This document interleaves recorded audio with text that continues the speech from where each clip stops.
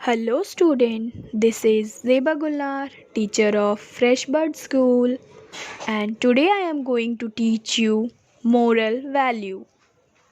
Chapter 3, and the name of the chapter is The Dog and the Donkey.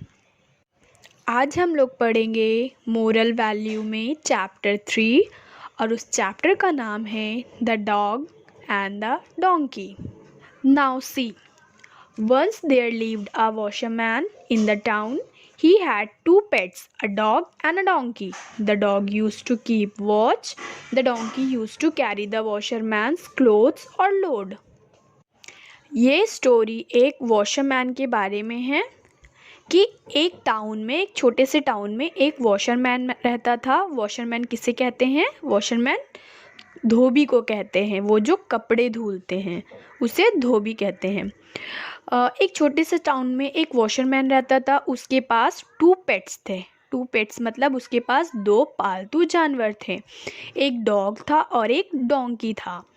Dog जो था वो क्या करता था? उसका ड्यूटी था कि उसे घर की रखवाली करना है. It means to keep watch. और डोंकी जो था उसका काम था वॉशरमैन का जो भी क्लोथ्स था, लोड्स था, उसे कैरी करता था. वो वॉशरमैन जो थे वो अपने गंदे कपड़े डोंकी के बैक पे रख के रिवर साइड लेके जाते थे. फिर उसे धुल के वापस से डोंकी के बैक में रखकर वापस लाते थे. One night a thief enter into the house. एक रात क्या हुआ? एक चोर जो था वो वॉशरमैन के घर में घुस आया. The washerman was sleeping soundly. The dog was too fast asleep, so he did not bark at the thief.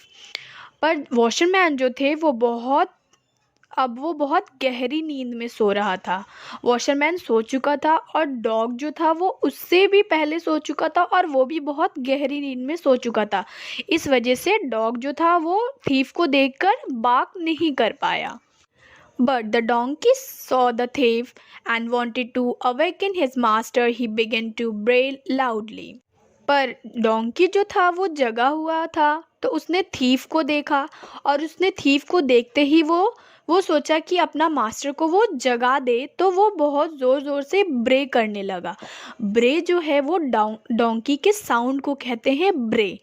Donkey जो है वो बहुत ज़ोर से ब्रे करने लगा ताकि उसका मास्टर उठ जाए. The thief ran away. पर जैसे ही वो ब्रे करने लगा थीफ ये सुनकर वहाँ से भाग गया. The washerman could not sleep. He came out. Washerman could not understand why the donkey bread so loudly.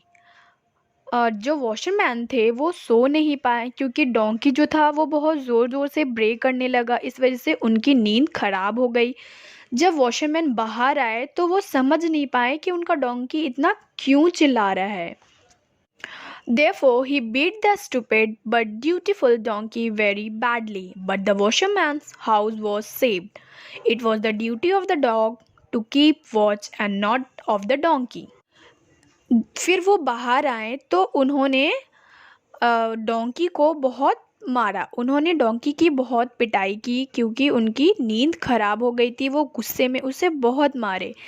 पर जो डोंकी था वो इतना चिल्लाया, इस वजह से थीफ भाग गया और वॉशरमैन का घर बच गया क्योंकि चोर चोरी नहीं कर पाया उस घर पे. तो ये ड्यूटी जो था वो डॉग का था पर ये किया किसने? डोंकी ने. फिर भी उसके मास्टर ने उसकी बहुत पिटाई कर दी. So the moral of the story is mind your own business. It means it is always better to mind our own business. इसका मतलब है कि हमें हमेशा अपने काम से काम का मतलब रखना चाहिए. हमें दूसरों की काम में दखल अंदाज़ी नहीं करना चाहिए. जो हमारा काम है वो हमें करना चाहिए. हमें दूसरों का नहीं देखना चाहिए. So okay student, hope you all understand. Thank you. Bye bye.